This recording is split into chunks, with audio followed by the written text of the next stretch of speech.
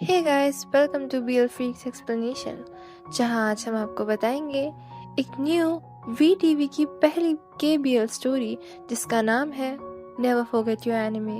Episode की शुरुआत होती है एक बहुत गहरी बात से, जहां हानुल की आवाज़ बैकग्राउंड में सुनाई देती है। हानुल कहता है, पुराने लोग कहते हैं कि अगर दो अजनबी एक दूसरे से टकरा जाए तो ये फेट होता है, लेकिन दूसरी बार वो कहता है, मुझे तुमसे मिलना ही नहीं चाहिए था। पहले सीन में हमें दिखाया जाता है कि हानुल एक सड़क पर पड़ा हुआ है, बेहोश, खून में लथपथ, और उसकी हालत गंभीर है। उसकी आंखें कभी खुल और कभी बंद हो रही हैं। उसके सामने सैबुक खड़ा है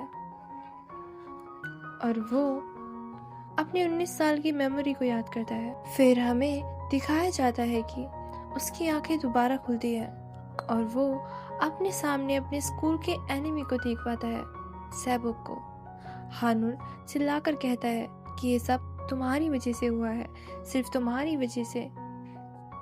तुम्हें कुछ कहना नहीं है। और सैबुक एक वर्ड कहता है, सिर्फ एक वर्ड, हंग्योन, जिस वर्ड का मतलब था स्कूल। जैसे वो उसे याद दिलाना चाहता हो कि ये सब कहाँ से शुरू हुआ था। जैसे ही हानुल अपने बेड से उठता है, उसे दिखता है एक इंसान जो उसकी तरफ बहुत ही कंसर्न इमोशन से देख रहा होता है। वो उसके लिए चिंता कर रहा होता है, लेकिन हानुल की आंखें सिकुड़ जाती हैं और वो कहता है, आप कौन हो? सैबुक कहता है, मेरा नाम सैबुक है। हानुल कहता है, सैबुक तो एक हाई स्कूल स्टूडेंट है, आप तो बहुत बड़े दिख रहे हैं, आप सैबुक नहीं हो सकते। ये लाइन सुन के सैबुक थोड़ा सा परेशान हो जाता है। अब हानुल उस बात पे विश्वास नहीं कर पाता, लेकिन उसे करना पड़ता है। ये वो मोमेंट है जब हमें पहली बार एहसास होता है कि हानुल की जिंदगी में एक डेकेड गायब हो चुका है। अब सीन पीछे शिफ्ट होता है और हम उसके पास में एंटर करते हैं। अब हानुल बताता है कि सैबुक उसकी जिंदगी में हमेशा से था और वो सिर्फ प्रॉब्लम खड़ी करता था। बचपन में और स्कूल से लेकर खेल के मैदान तक, जब भी हानुल कुछ जीतना चाहता था, सैबुक वहाँ होता था।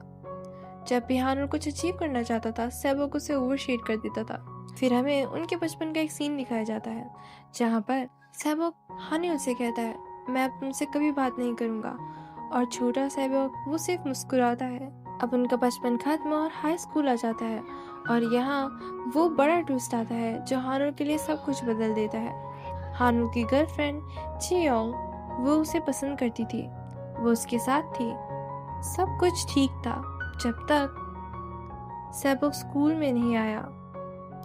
जियोंग सैबुक से मिलती है और वो सैबुक से इम्प्रेस हो जाती है, और एक दिन वो हानुल के पास आती है और कहती है कि वो उससे ब्रेकअप करना चाहती है। वजह सैबुक। हानुल के लिए ये सिर्फ एक ब्रेकअप नहीं था, एक पैटर्न था। सब कुछ, हर चीज जो उसकी थी, सैबुक ले जाता था। अब हानुल को सैबुक से धीरे धीरे नफरत होने लगी थी, और अब वो उसके लिए एक फ्रेंड नहीं बल्कि उसके लिए एक राइवल बन चुका था। तभी सीन शिफ्ट होता है हानुल के घर पर, जहाँ पर वो एक एक करके सारे फोटोज निकाल रहा होता है जो उसकी और सैबुक के साथ थी। उसकी बहन वहाँ पर आ जाती है और वो हानुल से पूछती है कि तुम क्या कर रहे हो। हानुल बोलता है कि मैं अपनी मिस्टेक ठीक कर रहा हूँ। वो बोलती है कि तुम सैबुक की सारी चीजें क्यों फेंक रहे हो। वो बोलता है कि अब मुझे सैबुक बिल्कुल पसंद नहीं, और मेरे सामने तुम उसका नाम मत लेना। उसकी बहन थोड़ा सा हंसती है और बोलती है कि तुम दोनों के टॉम एंड जेरी वाले रिलेशनशिप को क्या हुआ, अब तुम दोनों एक दूसरे को पसंद नहीं करते। कि अब मेरा सैबुक से कोई रिश्ता नहीं, वो ना ही मेरा दोस्त है, वो बस एक राइवल है। और वो बॉक्स लेकर बाहर चला जाता है।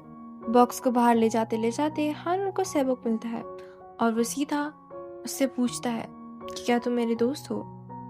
सैबुक थोड़ा सा पॉज लेता है और उसकी आंखों में देखकर कहता है, नहीं, मैं तुम्हारा दोस्त कभी नहीं बनना चाहता था। ये लाइन सैबुक को बहुत दुख देती है। हानुल कुछ वक्त के लिए चुप हो जाता है और वो कहता है, तो क्या जो सब तुमने किया वो सब नाटक था? क्या हम दोनों कभी दोस्त थे ही नहीं? हम लोगों का बॉन्ड फेक था? और वो वहां से चला जाता है।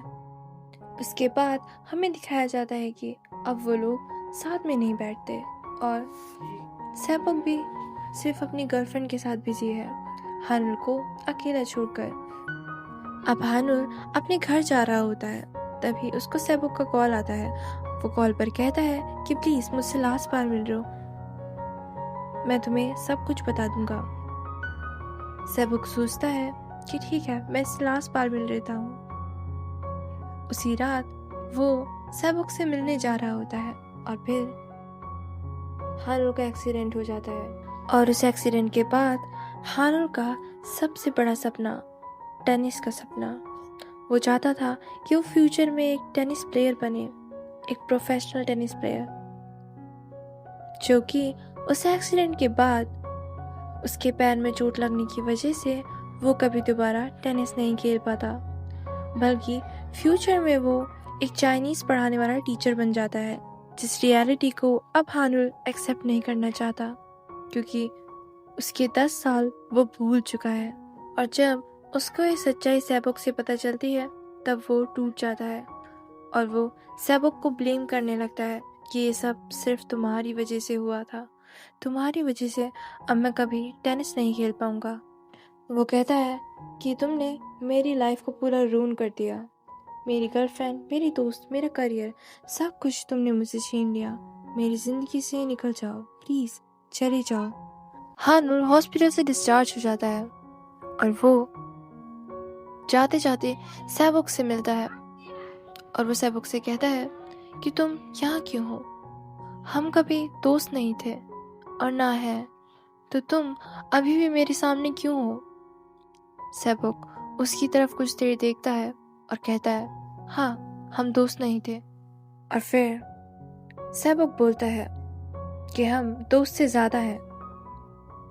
हानुल बोलता है, मतलब? सेबक बोलता है, तुम और मैं पिछले 7 सालों से एक दूसरे को डेट कर रहे हैं, हम दोनों लवर्स हैं। हानुल कुछ नहीं कहता।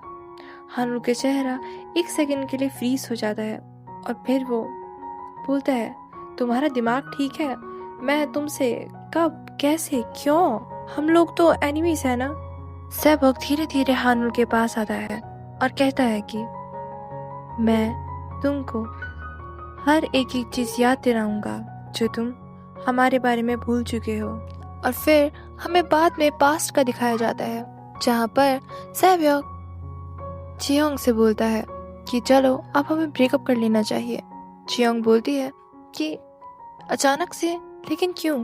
तुमने मुझे डेट ही क्यों किया? तुमने मुझे कभी पसंद नहीं किया था क्या?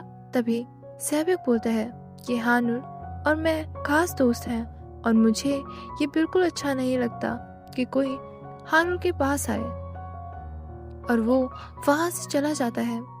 तभी हमें क्लासरूम में हानुल को सोते दिखाया जाता है और सेबक वहां जाके गाल पर एक किस कर देता है और यहीं पर एपिसोड खत्म हो जाता है।